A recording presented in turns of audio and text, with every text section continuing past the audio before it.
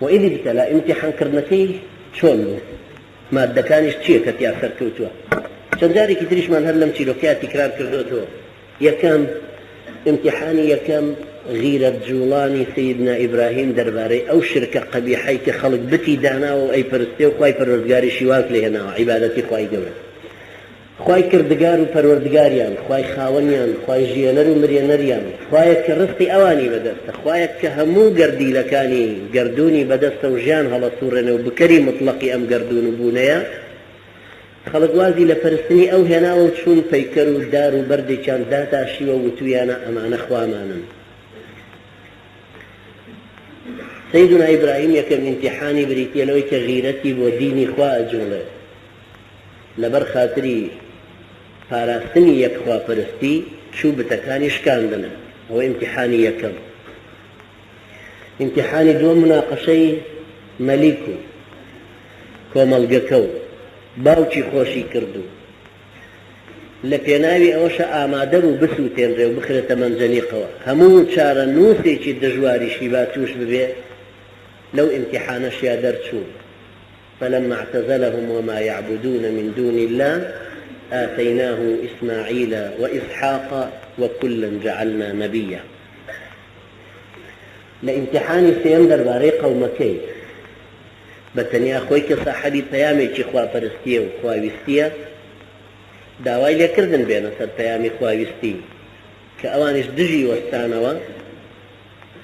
فەرمووی کەفەرنا بکم وبدا بیننا وبینکم العداوة والبغضاء أبدا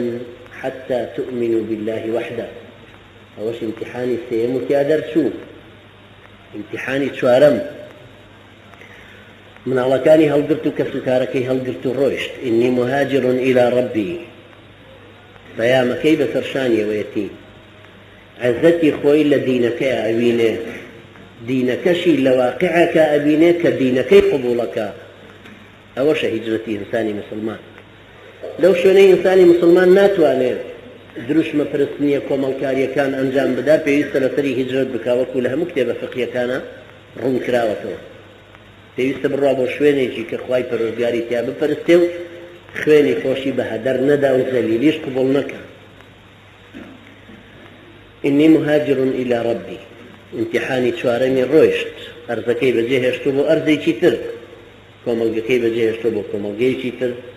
ئەو شوێنەی بەجێهێشتوو بۆی لە شوێنێکی تردا بە ئازادی بتوانێت خوا بپەرستێ امتحانی پێنجەمی إني أسكنت ذريتي بواد غير ذي زرع من مالو مناڵەکەم يا ربي خوایە لە دۆڵێکی وشک و برینگ و بێروونە بەجێهێشتووە لەبەر خاتری خوای پەروەردگار ئەوەش دیسان امتحانێکی ترە امتحانی شەشەم قال يا بني إني أرى في المنام أني أذبحك فانظر ماذا ترى كڕی خۆ من لخونا بيني ومك أمر فيكرا وتوسر ببرم توتشيلي قال افعل ما تؤمر شد أمر فيكرا وبيك أوش امتحان شميتك فعلا يا درسو تخواي فرجار فرمو يا إبراهيم أن صدقت الرؤيا أي إبراهيم خونك هنا يديه فلي أو درجانتها من بالريوة أم سيدنا إبراهيم كلم امتحانانا درسو هي قوم خاكي هي مالو من دالي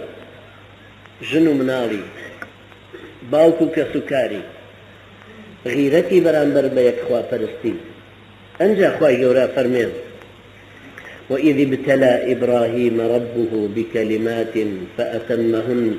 قال إني جاعلك للناس إماما براستي أنجا مستحقي ويبقى إمام بويا بوشا بباوشي پیغمبران بويا بوشا بباوشي ايمش كأفرمي ملة أبيكم إبراهيم هو سماكم المسلمين من قبل